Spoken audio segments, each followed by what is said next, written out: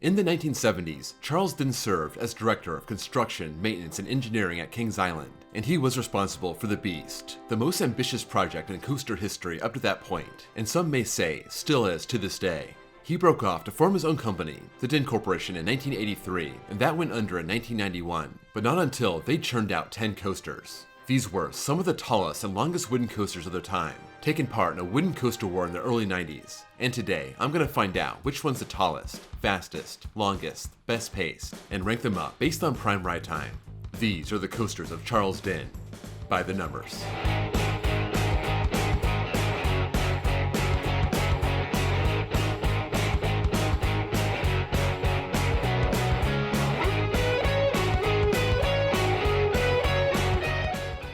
First, I want to thank my Patreons and my new member, Zach Rawlings. If you want bonus access, bonus content, behind the scenes videos, a shout out when you join, and your name on this fancy Patreon screen, follow the link below and join. If you're new to this series, prime ride time starts when the train picks up speed off the lift and ends when it hits the final brakes. Mid-course brake runs are left in, but if they slow the train down too much, it'll extend the ride time but hurt the pacing. For coasters with 2 lift hills, I stop the clock and restart it once the train gets going again. With the help of Google Maps and the Pythagorean theorem, I was able to take out the lift, station, and brakes from the overall length, so the number on your screen won't match the number on RCDB. In 11th place with 46 seconds is Woodland Run at Kentucky Kingdom, the coaster that was known as Thunder Run since 1990. I actually think this is one of Dinn Corp's best coasters, if not the best, but it's definitely not the biggest. 10 full seconds behind the field in ride time. 8th place in height at 90 feet, tied for 6th in speed at 53 miles an hour, and barely clears 2,000 feet of track. That's dead last. The layout wrapping around itself, not really rising far off the ground after the first drop. That makes for a very lame second half, but does help the pacing. Despite its size, it ranks 7th at 44.6 feet per second. In 10th place with 56 seconds is Hercules at Dorney Park. Opening in 1989 and closing in 2003, Hercules was built into its terrain, only 95 feet tall but having a 151-foot drop right over the lake. That was the second biggest drop Dinn ever made, maxing out at 65 miles an hour before that big right-hand turn. That's tied at number 1. It rises all the way back up the hill, slowing down to a crawl, going into some drops and turns before the ride ends. 2,854 feet of prime ride track puts it right in the middle at 6th place. Despite the train slowing down so much, it still manages to cover almost 51 feet per second, putting it in 2nd place. That first half definitely making up for the second half.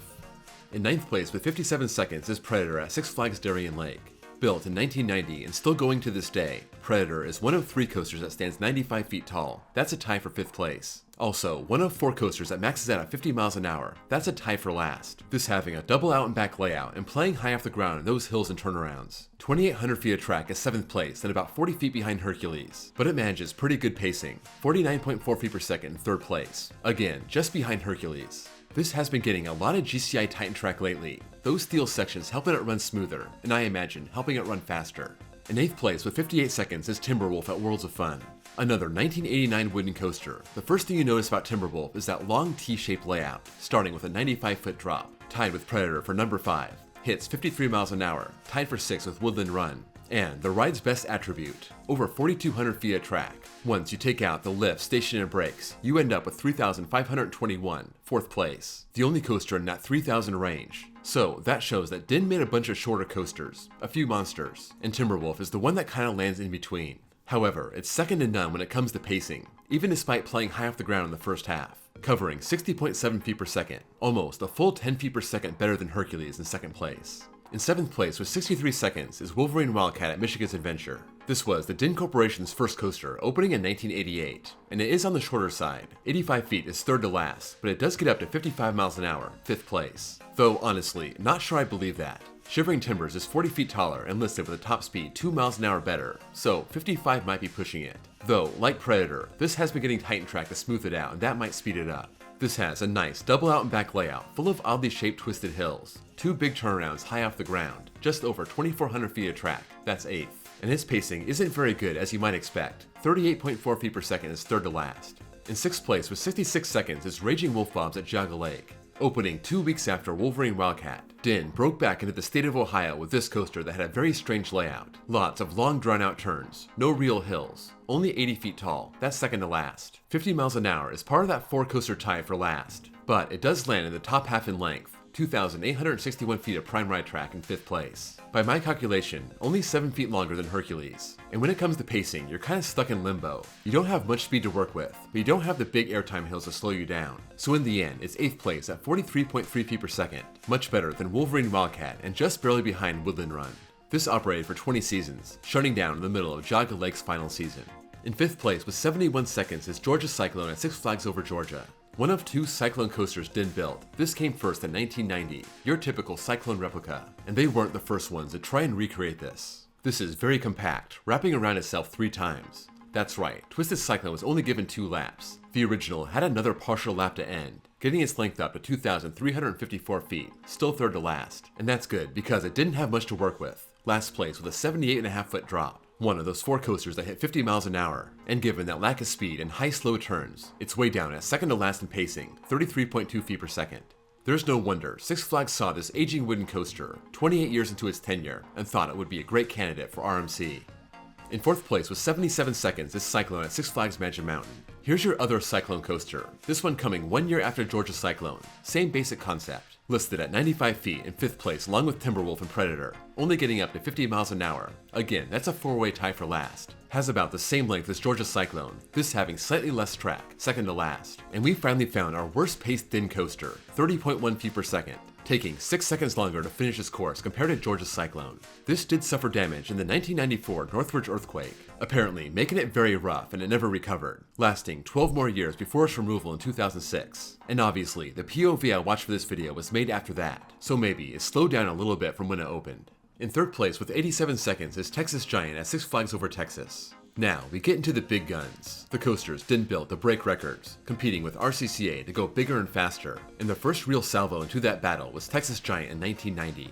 This was 143 feet tall but had a 137 foot drop, 4th place. Also, 4th in speed at 62 miles an hour. This wrapped around its footprint in 2 small circles, ending with one final big lap to make its way back to the station. Almost 5,000 feet of track total, 4,133 feet of that being prime ride track, that's 3rd. And despite being so high off the ground in the first half and a very harsh mid-course brake run, it's still 4th in pacing at 47.5 feet per second, about 2 feet per second behind Predator. After 20 seasons, Six Flags handed this over to RMC for the very first Iron Horse project. In 2nd place with 98 seconds is Mean Streak at Cedar Point. The other Dinn monster. This one opened a year later in 1991. This took Texas Giant and just outdid it in every way. 161 feet tall, 155 foot drop, that's 1st place. That 65 mile an hour top speed is tied with Hercules in 1st place, and this just kept winding around and around its footprint. Some big drops, playing very high off the ground, over a mile total track, just over 4,600 being prime, that's 2nd. But despite all that height and speed, its pacing lands right in the middle, 47 feet per second, just barely behind Texas Giant. So, for all those fast points in the valleys, it really crawled through its peaks, and stayed there for a long time, as it made turn after turn after turn. This had a solid 25-year run in the back of Cedar Point, but given the enormity of this coaster, it was too tempting not to give to RMC, and in the end, Charles Dinn is the reason we have the amazing Steel Vengeance today. In 1st place with 124 seconds is the Beast at Kings Island. Not officially a Dinn Corp coaster, but still very much the brainchild of Charles Dinn. I am including the Beast on here.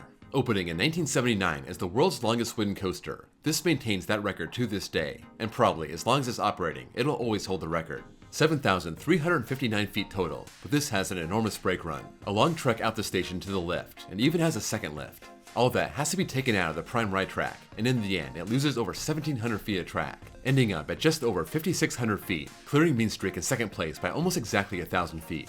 The Beast isn't the tallest coaster, 110 feet off the ground but diving into a tunnel, that 141 foot drop being 3rd. Falls just shy of 65 miles an hour, that would have put it in a tie for 1st, instead it's 3rd. And this definitely has wonky pacing, barreling through its course, not many hills, lots of trim brakes. Also, eases off that 2nd lift and takes a long time to pick up that speed again. In the end, it's 6th in pacing at 45.2 feet, about 2 feet per second behind Mean Streak. The Beast is a legend, a stat monster in some ways, not so much in other ways, mainly known for its insane length, over 2 minutes of prime ride time, not counting those 2 lift hills, and that setting out in the woods. Charles Dinn never took on a project like this when he split off on his own, but that makes sense. Only Kings Island was crazy enough to greenlight this project.